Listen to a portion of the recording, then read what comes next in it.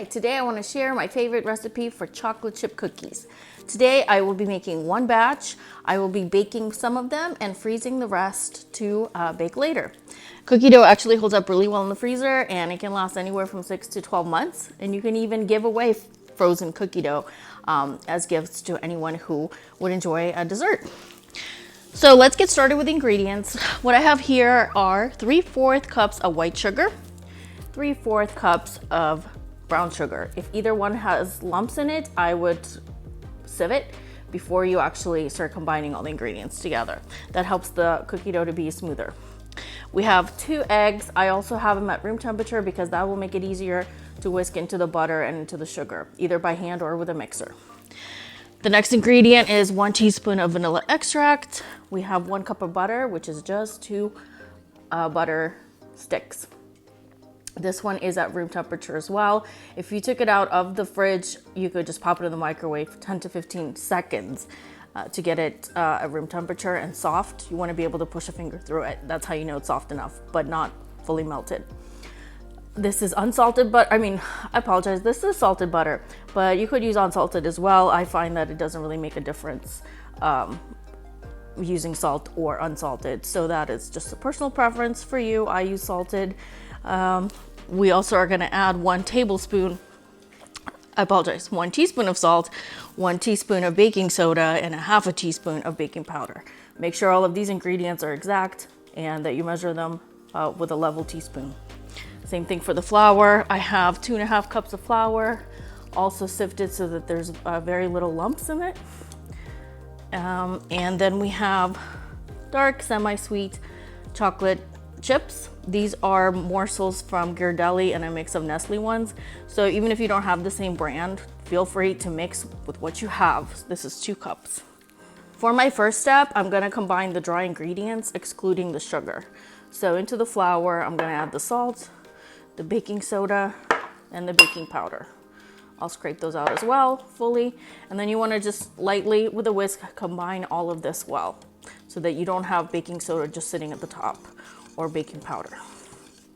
Okay, here I have the wet ingredients combined with the white sugar. I'm going to mix in the brown sugar after this is mixed together well first. As I said, you could still use a hand mixer for this, a stand mixer, or any other kind of fast whipping machine.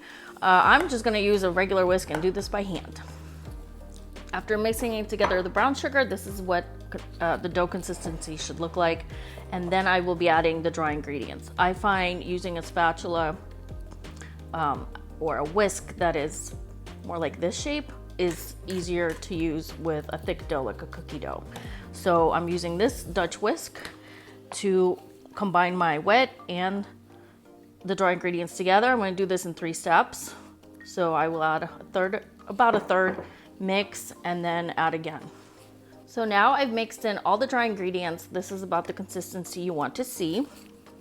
And to this, I'm just going to add and stir in the 2 cups of dark semi-sweet chocolate morsels. We have the chocolate morsels mixed in. And as you can see, this whisk is really easy to clean just by tapping off the excess dough. So I'd recommend you use something heavy like this to stir your dough. I'm gonna let this dough chill in the fridge for about 20 minutes just to get it a little bit colder. You could also pop it in the freezer just for a few minutes. And then I'm gonna use an ice cream scoop to measure out even sizes of cookie dough. This is what the scooped out dough looks like. I'm setting the oven to 350 and we're gonna bake these for 13 minutes in the oven, and I will show you the result. The remaining cookie dough I'm actually gonna roll into a log and freeze in a freezer bag. So while the cookies are baking, I rolled the remainder of my cookie dough into a log. All I really did was took a large Ziploc bag, cut it in half, rolled out the dough, and then rolled it many times over in the bag.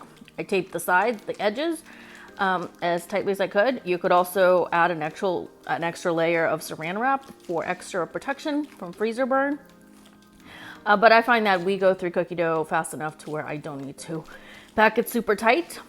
And then I usually just write what it is, and then also a quick little note to myself that it's 350 for 13 minutes. And again, this is also a great idea to give as a hosting gift if you're attending an event or party and you know someone that enjoys a homemade dessert.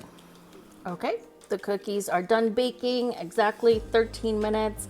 I pulled them out of the oven, let them rest for about 20 minutes, and this is what they look like. I broke one in half just to show you the center. They're still super warm, and so the chocolate is nice and gooey.